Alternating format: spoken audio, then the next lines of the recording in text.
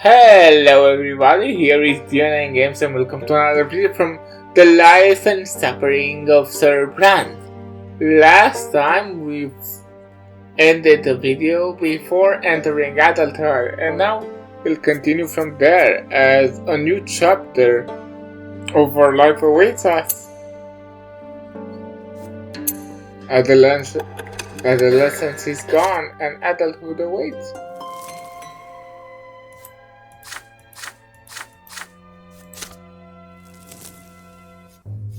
Yeah, let's see what the future holds.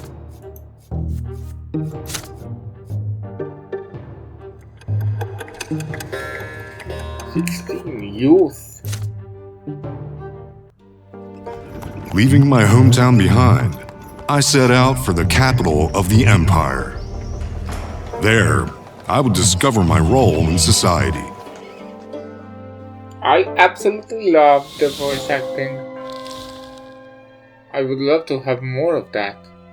So, Chapter 3, Youth.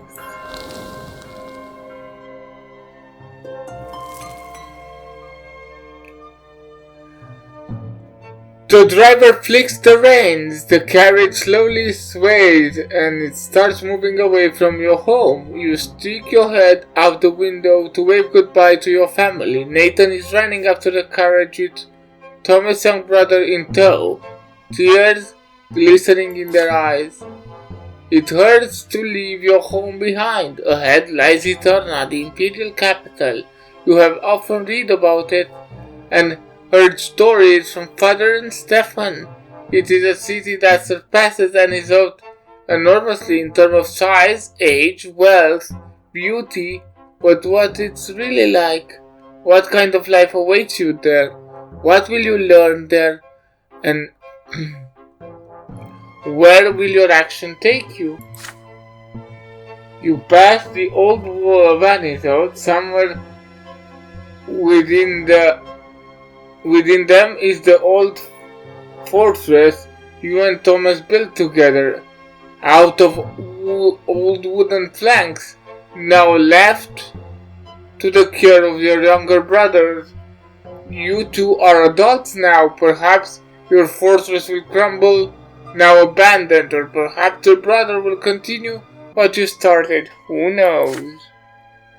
You look down at your hands, knuckles covered in scars from the street attics, fingers stained with ink. Mother gave you a cross to wear away from home, and now you can feel its warmth against your chest. Your family counts on you, even though they all wish a different future for you, but they are behind now in Anizot. From this point on, only you will decide which road you will take.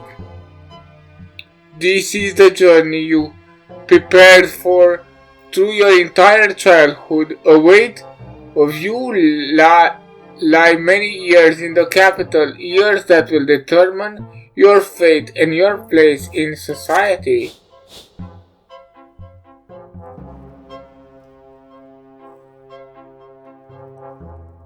New personal qualities. These are your personal qualities in adulthood, which you will use for the rest of your life. There are some of the qualities that you have gained in childhood and adolescence. Your skill checks will need a value between 10 or 15. Values 17 to 19 are required for rare and especially difficult choices. A maximum value of 20 will only give you a chance for extraordinary deeds. So diplomacy, as I only got a 3 in curiosity and a 3 in honorability, I have a 6 in diplomacy unknown. So your proficiency in the laws of the empire, as well as your connections and influence among the ruling elites and high society. It affects your ability to negotiate with people of importance, most important to the judge. So we have 0 to 9 unknown, 10 to 12 promising, 13 to 15 influential, 16 to 19 received in elite circles, 20 masterful diplomat.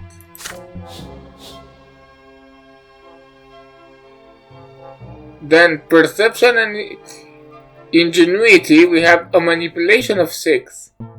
Your ability to influence people by way of deception and trickery and use them to achieve your goals. Most important in conspirator. 0 to 9 naive, 10 to 12 canny, 13 to 15 clever, 16 to 19 con artist, and 20 master manipulator.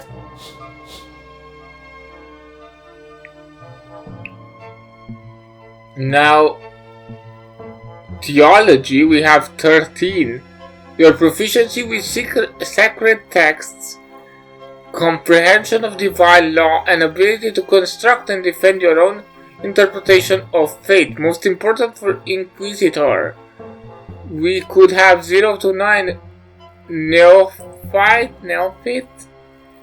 10 to 12 follower, 13 to 15 initiate, 16 to 19 theologist, and 20 prophet. We could aim for that.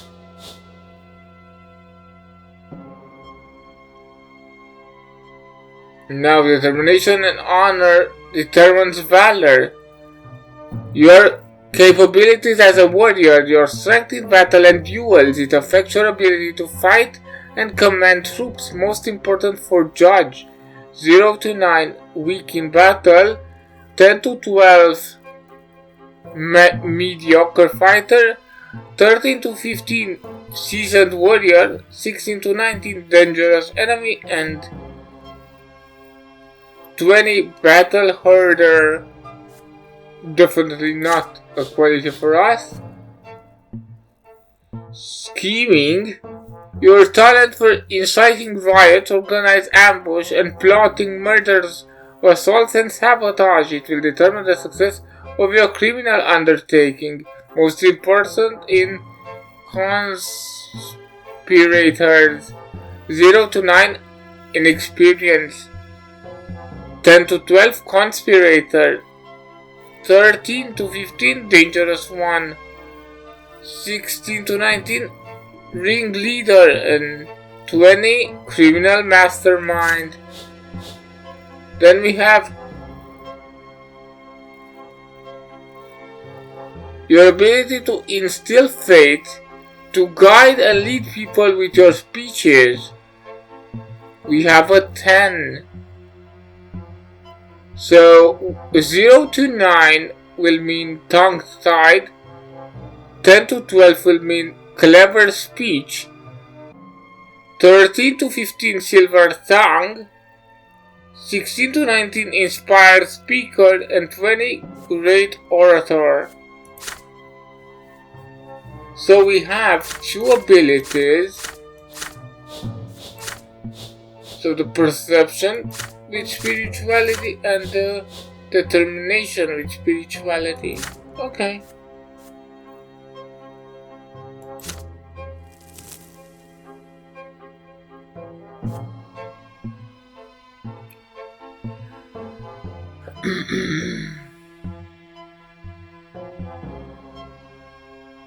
So what we can get here is Path of the Lossless. You remain in a communist state with no choice but to fend for yourself and make your own way in the world. We could. You enroll in the seminary hoping to become a priest and assume the lot of clergy. Enroll in the seminary. This I already have, so this is a given. This, like your father and your grandfather, you enroll in the imperial college, hoping to become a judge and the noble of the mantle. This we do not have. And death.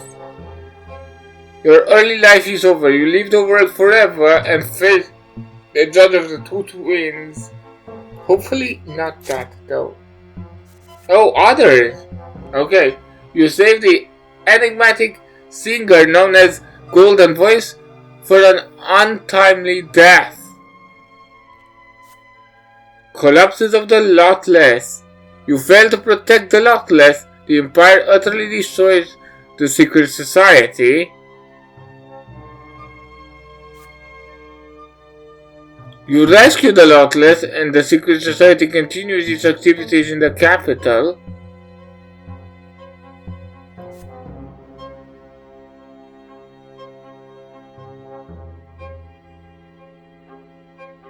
You and Thomas form an unbreakable bond of friendship.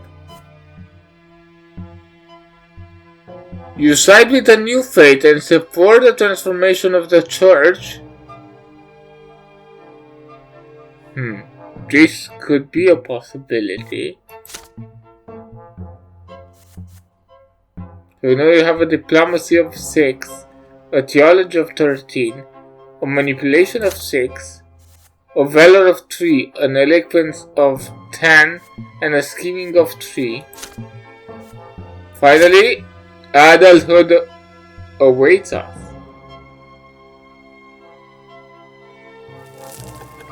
Youth. Okay.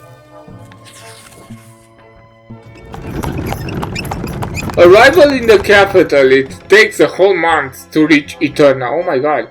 You and Thomas spend the days waging your chins and staring at the scenery as your carriage makes its way along the road and towards the new province. Soon it crosses from the familiar barren, arid land of Magra to the stately mountains of Illyria. During one of your many stays at the roadside inn, the two of you even manage to share a whole bottle of strong wine and keep it a secret from the servant who drives the carriage.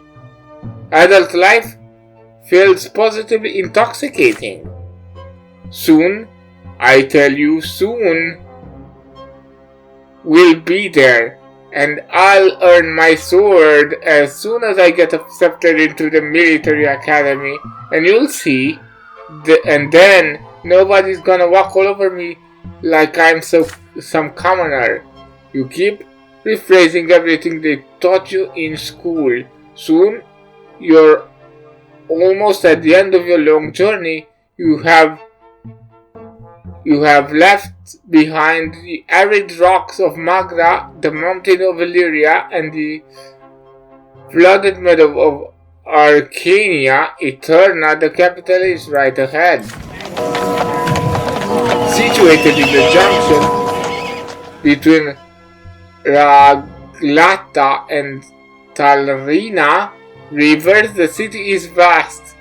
3 majestic stone bridges keep its 3 shores interconnected. Smooth stone paves the main streets. Glided molding decorated the buildings. Towering pillars reach high into the sky. Your carriage takes you past the spacious park with marble fountains and intricately trimmed bushes. On the streets you see ornately decorated carriages bearing Arcanian coats of arms and abundant merchant tents filling the streets with beaconing cries and unusual sights. The spire of an ancient temple dots the city's skyline. The carriage comes to a halt on a large city square with a towering marble fountain. The coachman says you have arrived. Thomas is to apply to the military academy. The academy barracks are 2 streets away. Your lodging house is in the alley nearby. A room has already been reserved for you. You get out on the streets and say a brief goodbye to each other. You promise to meet again after the entrance exam. Then your friends disappear into the crowded streets of the capital.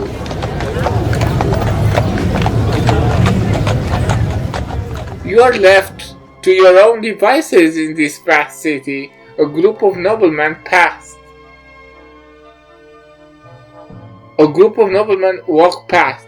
They are dressed in well-fitting clothing decorated with gems and golden threads. You are not even noticed.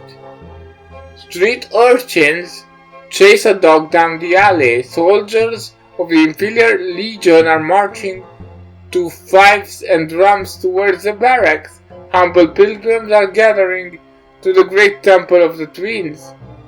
There are sounds of music and fountains and the smell of baked bread and garbage drains. You quickly check in at the lodging house, then go back outside. The sun is setting.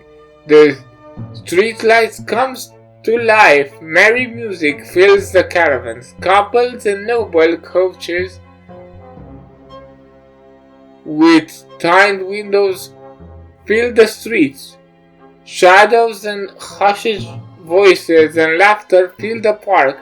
You are all alone with this city so vast and unfamiliar. You take a look around, determined to fill your first night in the capital with memories. You see young noblemen gathered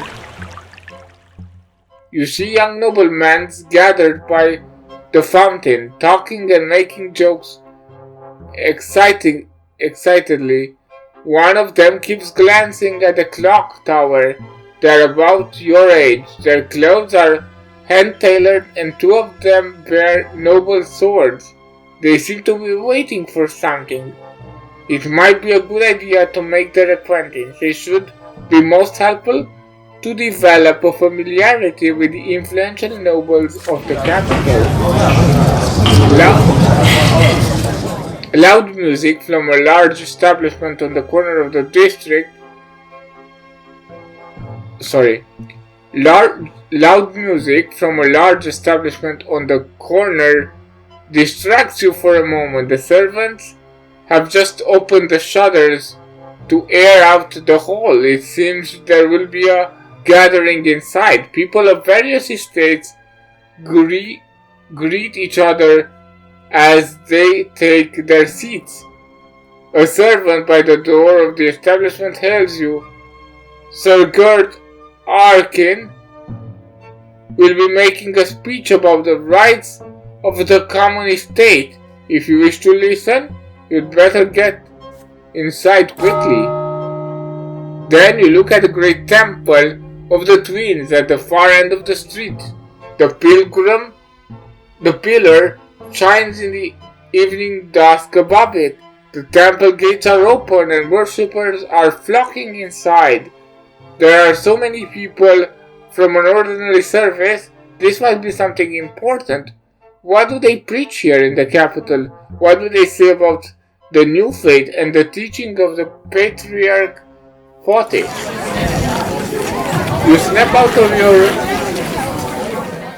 reverie when you hear loud laughter. A group of young men dressed in color of the Imperial College have made the acquaintance of several lovely girls. They are making their way down the road, unintended by merriment. One of the girls smiles at you.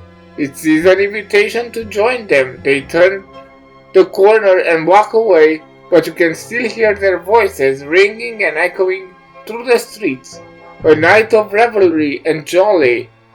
Loud fun doesn't sound half bad. This is your first night in Eterna. No matter what you choose, you will remember it for a long time to come. So we can meet the noble youths. You forge a bond with a group of young nobles. Then we can listen to the Archwing preach. You decide to listen to the speech of the right of the commoners. Visit the great temple. You follow the other worshippers to the temple and attend the nightly service, or run after the after the students, run after the gaggle of students and join them in merriment. Of course, for now, we'll go with visit the great temple of the twins. As we established, we want to become a person of the church. You follow the worshippers and barely make it in the overcrowded great temple of the twins. This enormous hall of stone is not enough to fit so many people. The commoners is absolutely packed. There are no free seats left at all. The crowd is buzzing in anticipation. You hear reverent whispers. The preacher for today evening services is Father Ulrich, one of the leaders of the punitive branch of the church. A man dressed in a long black cassock and wearing the silver cross appears on the raised platform by the altar. He bears a rolled scroll on his side. He held tight by a silver seal. You try your best to see his face. Chiseled features, sunken cheeks, bald head. Father Urchin looks at the crowd with his steely eyes, and the hall falls silent. Yea, who live in Eterna, I see before me the faces of true believers. We are not united before the twins, yet in our faith, in them we are united. The twins are the guiding light in the darkness of our lives. The twins are the only incontrovertible truth of this world. So says Isatius in his first book. The twins are law and will and love. But the will is above all. From this will came law, and love too was born from the will. The twins had the will to bring up those three gifts so that the great Arcanian Empire came to be. The twins had the will to lead us, and so we are no longer lost in darkness, now guided by true faith. The twins brought their teaching to us when the empire was founded, and so they created the very foundation of our lives, the knowledge of the lots and the hereafter, and of the paths we must follow in life. This is their legacy and their gift to us. So heed these words, you who are righteous and live by your law. You shall be brought to the peak of the shining pillar for an eternity of bliss. But you who live in defiance of your law, you shall endure eternal suffering at the foot of the pillar. Every soul will face the stern gaze of the twins upon their true death and answer for every misdeed. There is no escape from this judgment. So heed my will, for it is the will of the twins. Follow your laws in life and follow the words of Isatius, and then you shall reach the peak of the pillar awaited by our gods. You have heard these words many times in the temple, in your theology lessons from Mother, and in the pages of books. But Father Urchin's speech reaches far, far deeper. It seeps into the very hidden deeps of your soul, breaking, binding you to the will of those words. There is no resisting this will. Father Urchin is right. There is no task more crucial than living by your lot, so you may face the judgment of the twins in the hereafter. All doubt you had before you visit the temple is gone. You feel joy at each word spoken by Father Urchin. The truth was revealed to you all along, yet you allowed it inside you only now. You know the twins are always watching over you, always guiding, always protecting, always judging.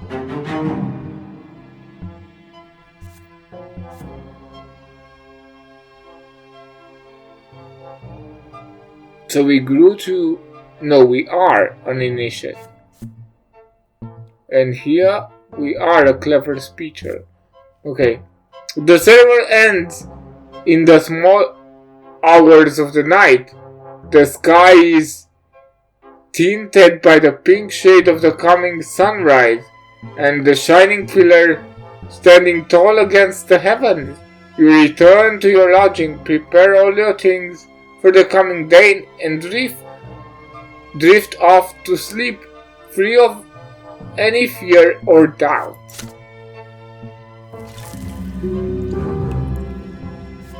You arrive in Eterna, the ancient capital of the blessed Arcanian Empire.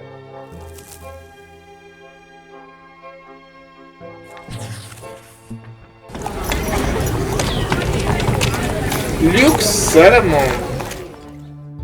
You have spent the last 3 days studying books, but today you decide to take a walk to the streets of Eterna. They are full of life as usual. You proceed to a square next to the lodging house. A procession of priests walk through the square. You notice that one of them holds a banner of the new faith, an open book. This is the same banner that was behind Patriarch Fotis on the day of his assassination. A crowd immediately gathers around them. Many people are looking at the icon painting on a small pedestal depicting a gray-haired man with glowing green eyes. You recognize the face of the late Patriarch Fotis.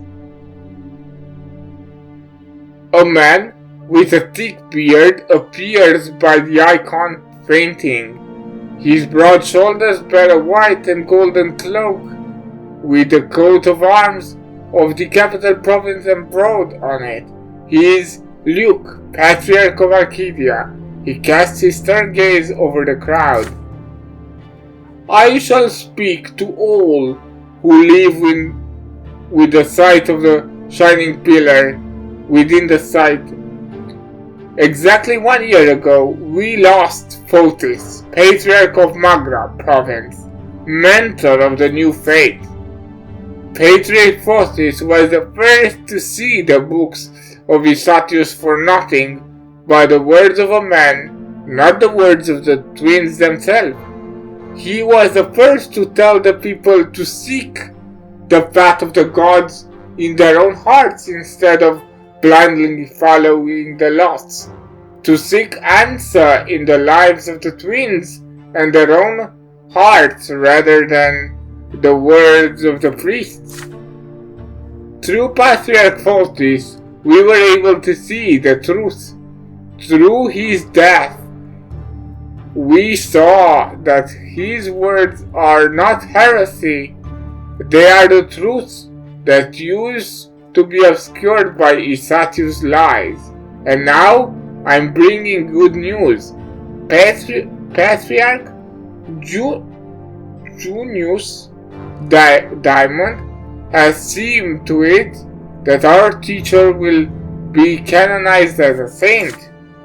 Yes, Junius Diamond, an Arcanian from a great dynasty and patriarch of Astinia, has joined the new faith himself, and through this we hope that the entire empire will soon see that our doctrine is the truth. We are free from the shackles of the lots. We are equal before the twins. With each day, more and more people hearken the truth, and one day the entire empire will hear our call. So let us pray, my brothers. The believers around you bow their heads in prayer and thank the twins, not for the lots they were given as they usually would, but for the chance to choose their own path. The patriarch sermon is inspiring. It compels your hands to meet in a sign of prayer. It compels your lips to repeat the words of the new faith.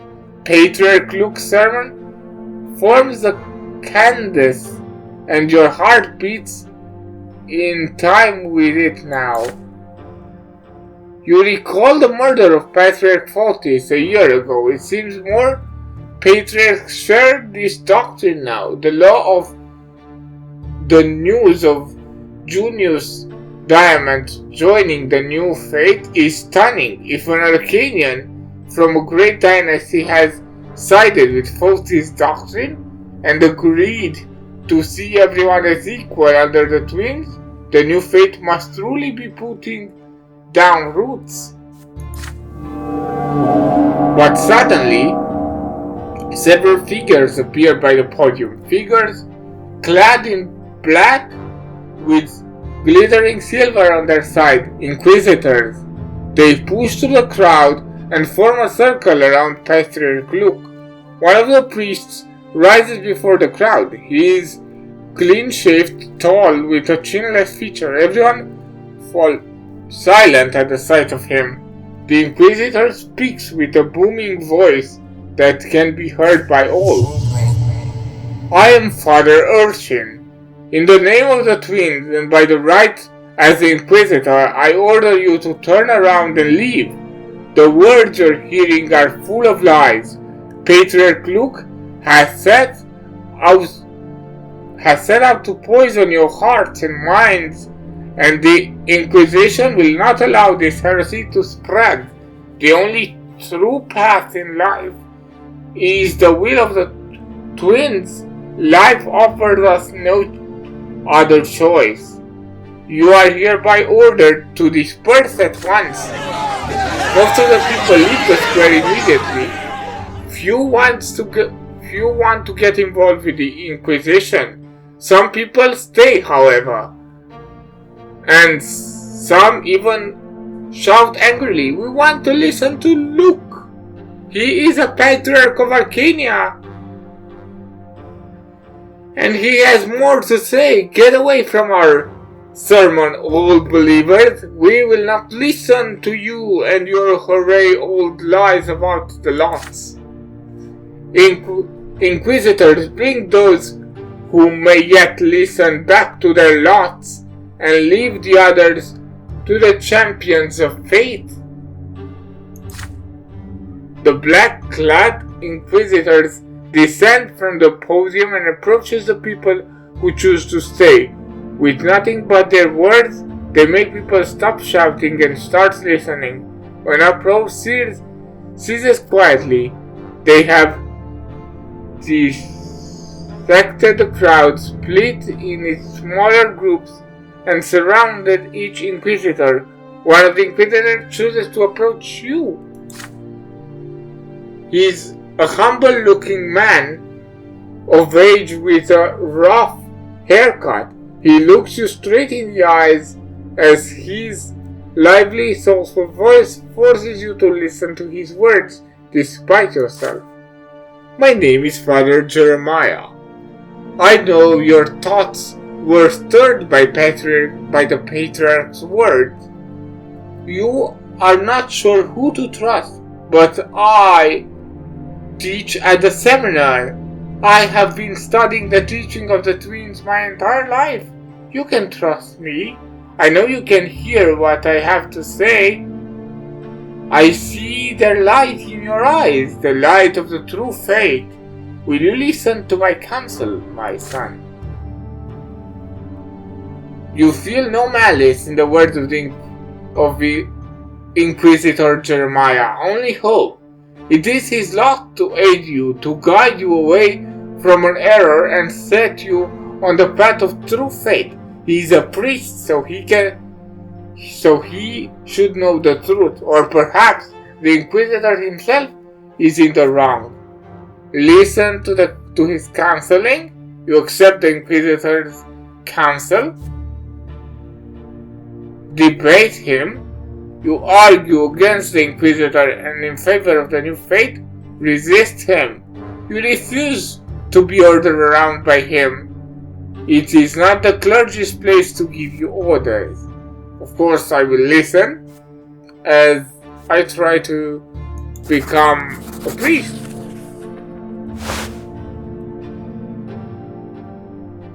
At this crossroad in your life, in an unfamiliar city, you honestly need advice. You lower your gaze and ask Father Jeremiah to show you the way and guide you from error and doubt. The Inquisitor smiles and takes your hand.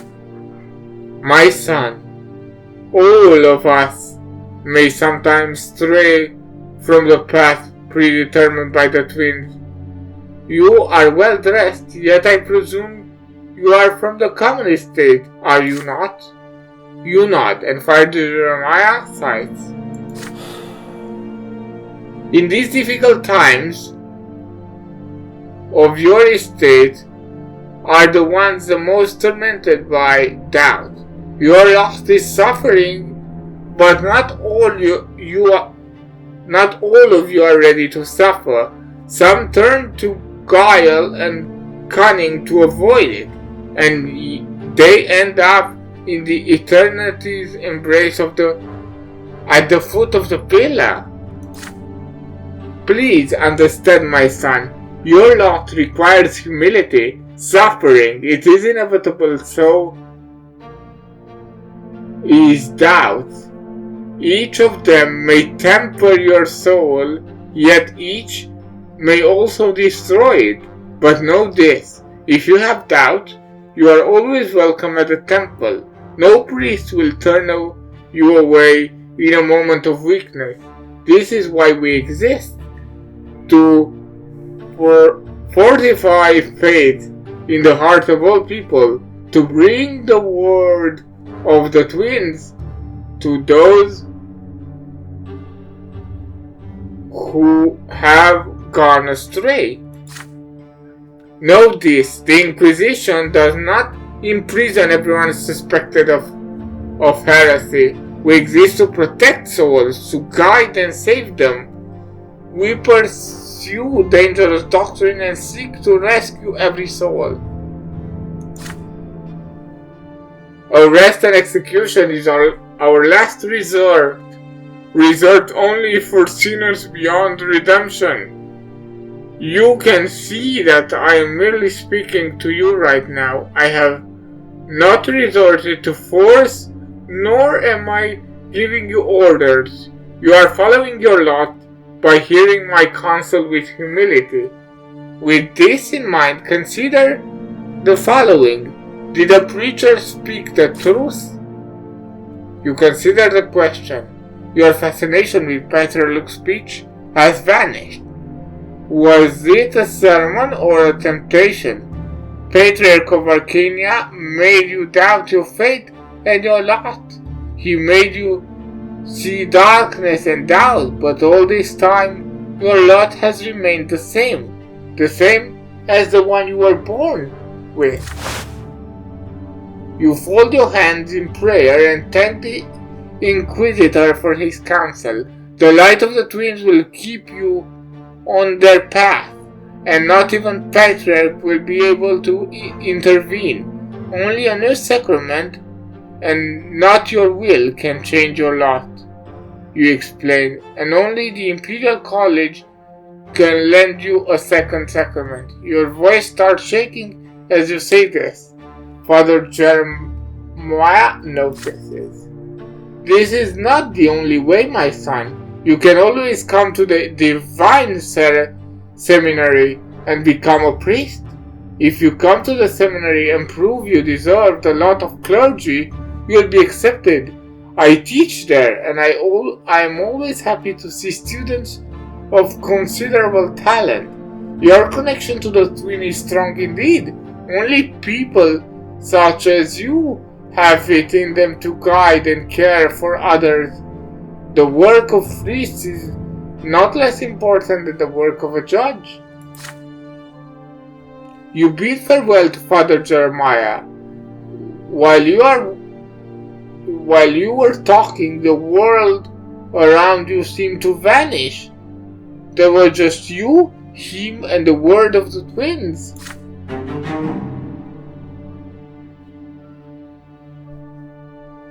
The square is calm now. The inquisitors are providing counsel to those who remain. Patriarch Luke and his retinue can no longer be seen. You walk back to the lodging house, mulling over Father Jeremiah's words about the seminary. Your family sent you to earn noble titles, but you have an opportunity to become a priest of the old faith or the new faith. If you see your destiny in service of the gods, no one has the right to stand in your way.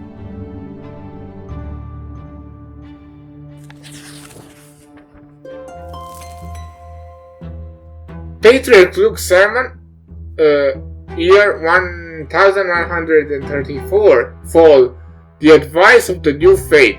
Patriarch Luke's sermon have converted many commoners and nobles to the new faith. There are now several temples in Eterna that follow the new canons with Luke's blessing. This has led to no small amount of anger among the followers of the old faith. Two mighty bishops of the church lead the new faith. One of them is Luke, the Patriarch of Arcadia.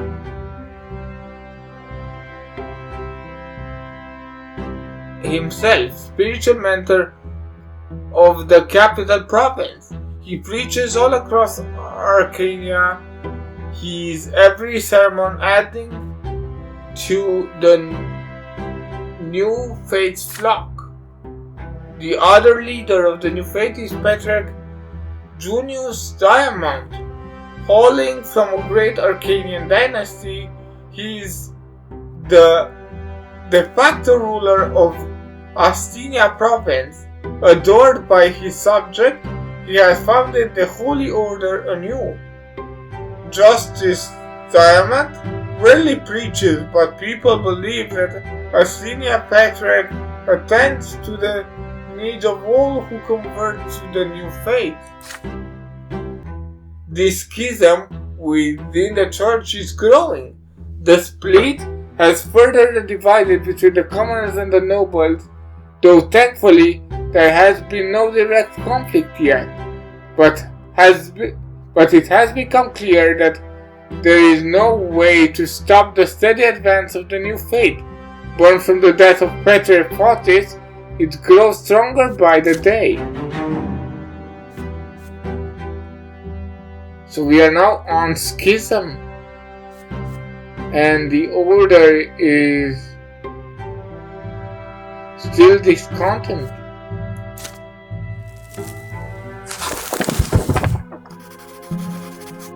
The city that never sleeps.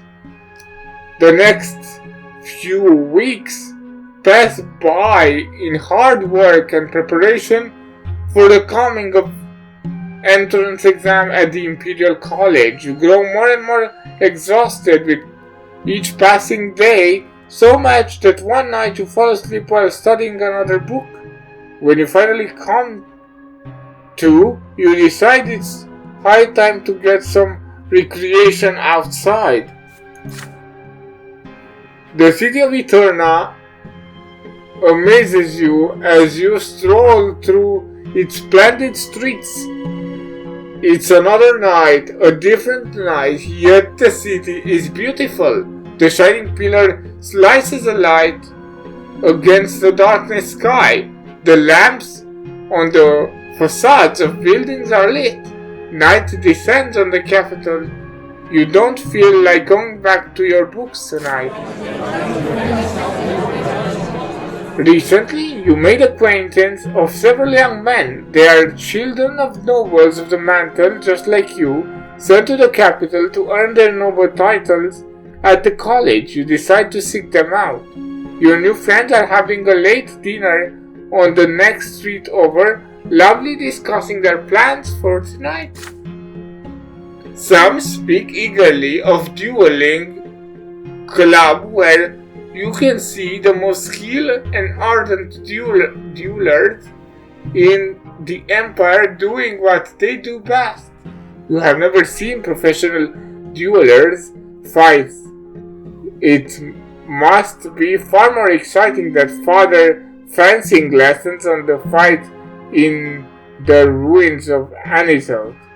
And if luck favors you, perhaps you can even make yourself contacts among the nobles' families in the capital. Definitely not. The others try to convince the rest to take a trip to a certain secret saloon. The establishment is expecting a guest tonight. They say a young lady who can speak about the true state of affairs in the empire. There are many questions about the nature of the place and the identity of the mysterious speaker, but the young men have only the answer. They are forbidden to speak about this outside the club. However, they can take you there as long as you aren't afraid to learn dangerous truths. There are others still drinking their fill of wine rather than eating. Fancying, they say, speeches? Nonsense. The place you ought to go tonight, they claim, is the Markian Society, a gathering for those of common estate but uncommon opinions that offers pleasures for everybody. Pleasures of the plate, pleasures of drinks, pleasure of the flesh. Is this not heresy a crime? Perhaps, yet some of your newfound friends are eager to go there. In the end, your group splits into three to spend the night as they see fit. What will it be? A contest featuring the best fencing in Eterna? An establishment booth mysterious and dangerous? Or an enchanter with people who defy their lot with audacity? You weigh your options. So we can go to the dueling club. You decide to learn from the Empire's best duelers. Definitely not. Then we can go to the secret saloon. You choose to see this mysterious lady and listen to her dangerous speech. Or you go to the Markian Society. You agree to join the people who have traded away the bliss of the hereafter for all the pleasures of life. Well, unexpected, but I guess.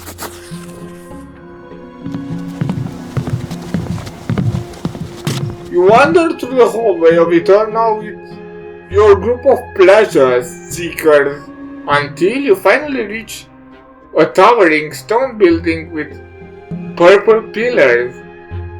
Such a show of wealth seems ludicrous. You would expect something more humble and modest for a society of commoners. The air inside is stuffy and filled with noise. You smell fragrance of tobacco and sweet. The hallways are covered in soft carpets. People wander through the building dressed only in light clothes that leave their chests and shoulders bare. You cannot tell which estate they belong to. The main hall is enormous. On the floor, you see dishes full of exquisite food, including meat, fruit, and sweets. There are many beds spread out across the hall, on which men and women are engaging in shameless pleasure of the flesh in full view. Their cries and moans fill the building with a cacophony of lust. In the very center of the hall is a circle of shouting people. Inside the circle there are two half-naked men. One of them is busy punching another in the face. You can see bone through the bloody knuckles, yet they keep fighting. What's going on in here? A man dressed only in a thin, translucent cloth offers you a cup of wine. You accept it and take several big gulps.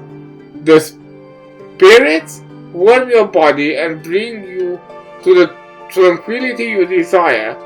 Next, you are offered a pipe with an odd smell about it.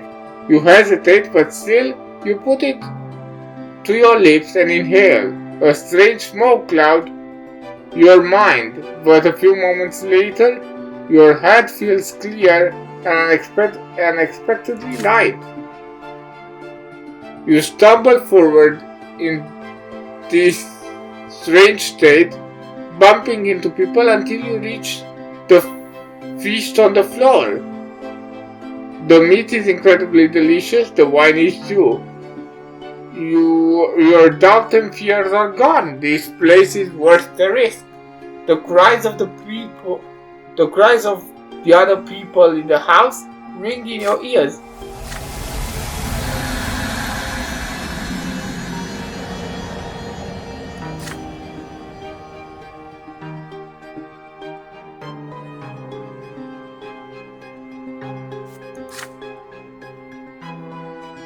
Okay.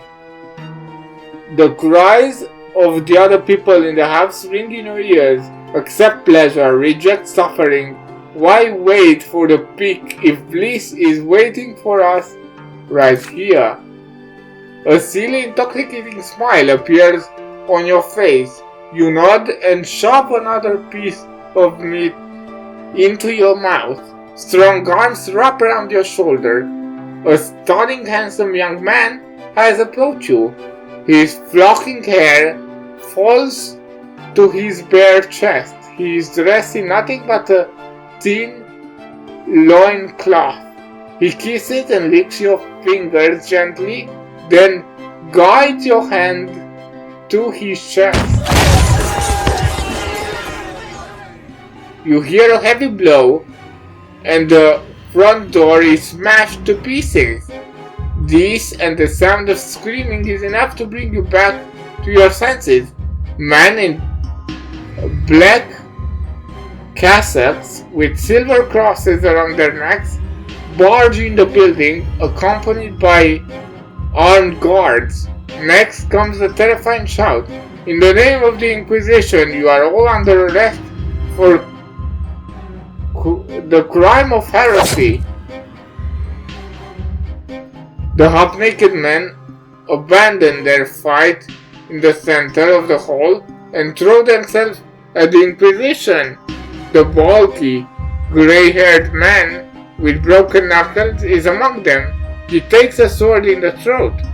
His former opponent, a tall, thin young man, falls to the floor with a crossbow bolt in his bare chest. The other flees, unable to move. They are bound by barely visible white threads, seemingly woven from the air, the divine power of the Inquisition's clergy. Panic spreads through the house. Intoxicated and exposed men and women rush to the front door, but the Inquisition allies await them with their swords at the ready. You dash away from the door and into a room with an open window. You jump outside and run until you are out of breath and out of strength. Your jacket was left inside and your torso is uncovered. The cool night air does wonder to clear your head as the pillar lights your way through the alleyway. At last you return to your lodging house and tumble in bed. Your feet hurt, your throat aches, your breath is ragged. Your eyes still see the horror of the night. Grown men immobilized by the twins' divine power. The bloodied bodies cut down by the steel. Naked pleasure seekers with faces distorted by fear. Perhaps the Inquisition has rescued you from the worst error of your life.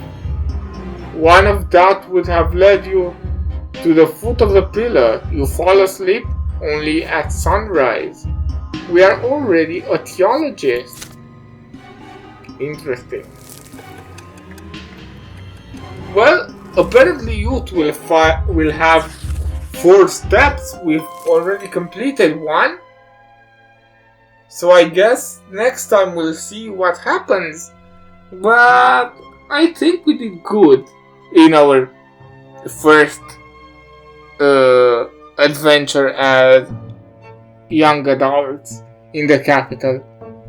So I guess this will be all for today. I have been Games. Don't forget to like and subscribe if you enjoyed the video. Feel free to comment, and I'll see you on the next one. But until then, have some great days. Bye.